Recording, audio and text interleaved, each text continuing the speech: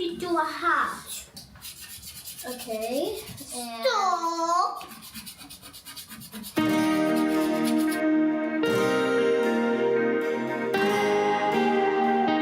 Ailə. Bəzilərinə görə qan, bəzilərinə görə can bağlılığı, onlara görə isə hər ikisi və daha çoxu.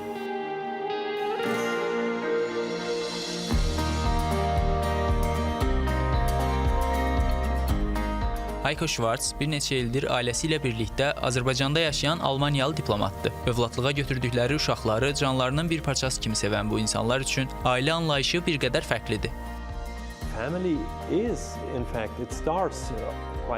Mən ailəni qan bağlılığının olmadığı yeni insanlarla böyütməyi öz ailəmdən öyrənmişəm.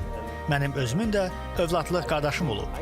Bioloji övlada sahib olmaq ailəni böyütmək üçün ən yaxşı yoldur və bunu inkar etmək olmaz. Ancaq təəssüf ki, hər kəs öz qanından olan övlada sahib ola bilmir. Düşünürəm ki, ürəyimizdə yer tapan hər kəs evimizdə də yer tapa bilər. Cəmiyyətdə ən çox mübahisə mövzusu olan məsələlərdən biri də tərbiyədə genetikanın yoxsa mühitin daha çox rol oynamasıdır. Fikrimcə, bizim qayğımıza qalan ailə bizi formalaşdıran əsas amildir. Burada genetik kodlarımız müəyyən qədər rol oynayır. Məsələn, mən sakit insanam, yoldaşım həyatsevərdir. Biz bu xüsusiyyətlərimizi uşaqlarımızda da görürük. Genetikamız kim olduğumuza qərar vermir.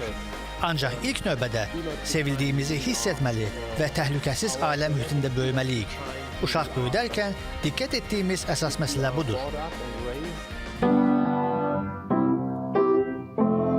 My sister likes to play my video. Bacım hər gün mənim otağımda oynayır. Birlikdə müxtəlif oyunlar oynayırıq. Minecraft.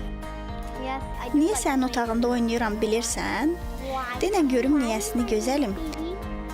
Çünki sənin otağın oyuncaqların ən çox olduğu otaqdır. Tək uşaq böyütməyin müsbət və mənfi tərəfləri olduğunu deyən müsahibimiz düşünür ki, bacı və ya qardaşla böyüyən uşaqlar daha şanslıdırlar.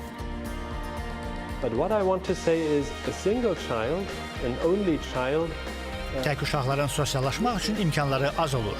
Böyük qardaşımdan öyrəndiklərim və ya kiçik qardaşıma həyatının bəzi mərhələlərində verdiyim dəstək əvəz edilməzdir.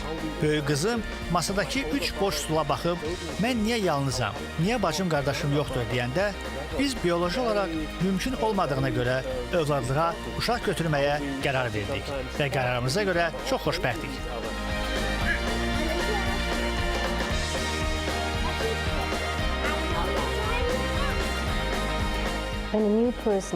Həyatımıza yeni insan daxil olanda ilk işim həmin insanı dinləmək olur. Ürəklə yox, ağılla qərar verməyə çalışıram.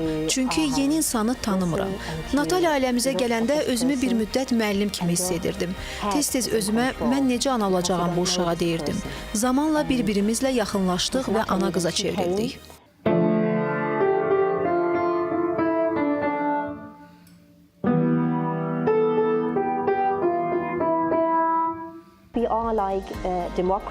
Uşaqların hər birinin sevildiyi və güvəndə olduğu bir mühit yaratmaq üçün demokratiya vacibdir. Hər kəs fikrini deyir, ancaq sonda onlar üçün ən yaxşı olacaq qərarı biz veririk. Çünki uşaqlara hər istədiyini hər saatda vermək olmaz. Mən bunu istəyirəm, mən onu istəyirəm xaosunu həll etmək üçün müəyyən bölgə aparırıq.